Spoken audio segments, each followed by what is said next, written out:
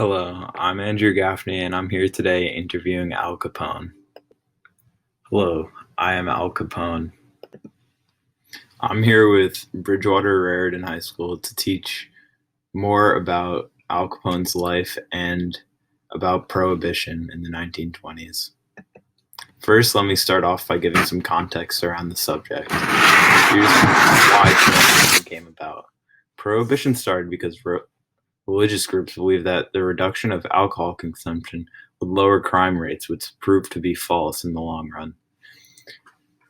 It fed to the rise of gangsters because gangsters were able to take over the creation and distribution of all alcohol, and they were able to distribute through speakeasies and pay off officials with the profits they gained.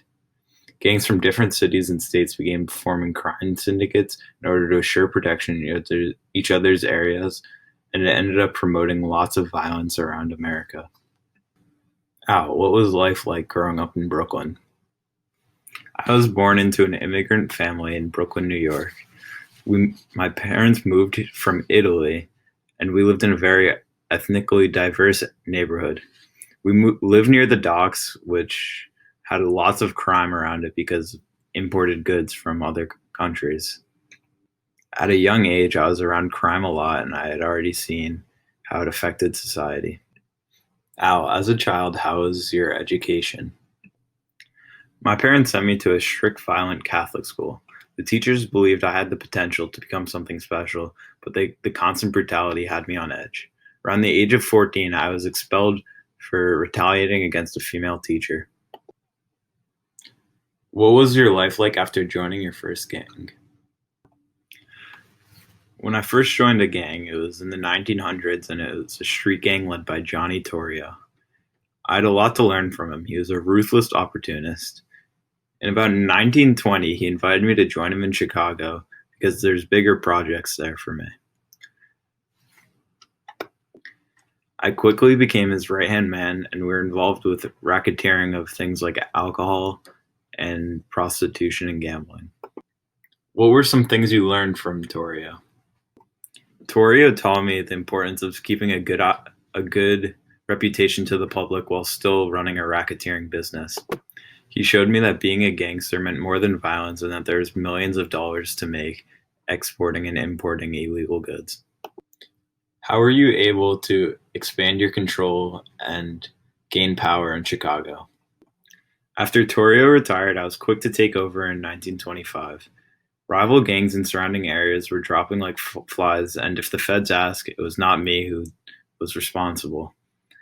I ran a joint by the name of Four Deuces, and we used it as a speakeasy and a place to gamble. Why did you make the move to Cicero?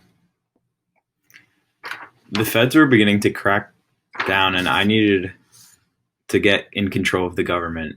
I placed two of my brothers into the government, and then I moved my business into the suburb.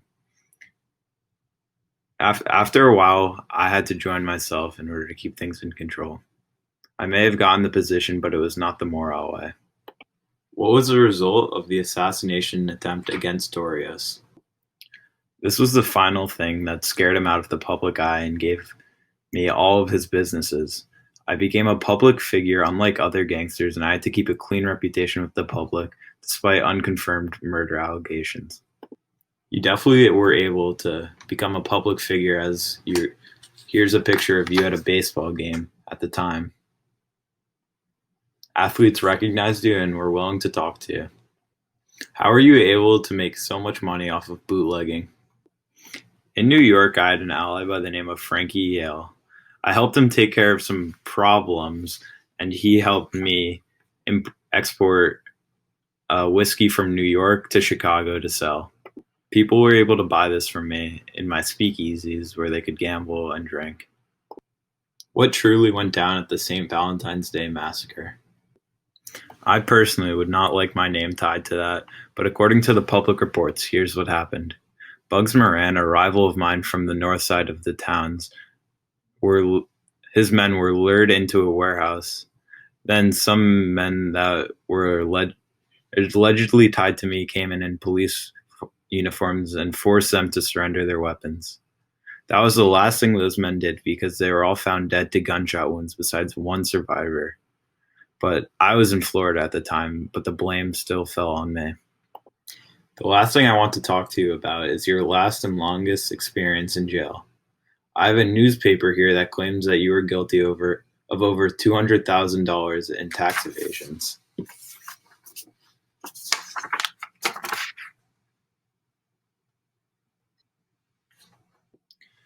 The Supreme Court was catching word of what I was doing, and they were not happy.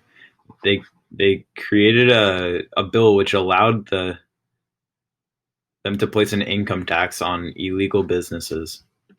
As you can see in the article, I clearly did not follow this, with 22 cases of evading taxes that added up to over $200,000.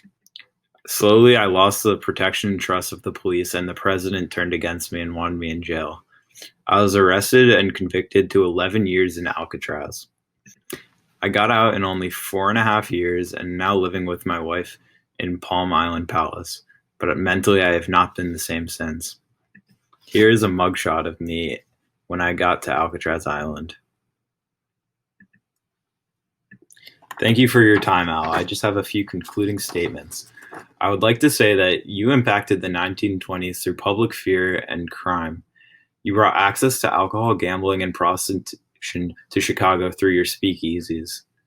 Prohibition was passed to create lower crime rates, but it achieved the exact opposite in increasing gangs and other notorieties of criminals.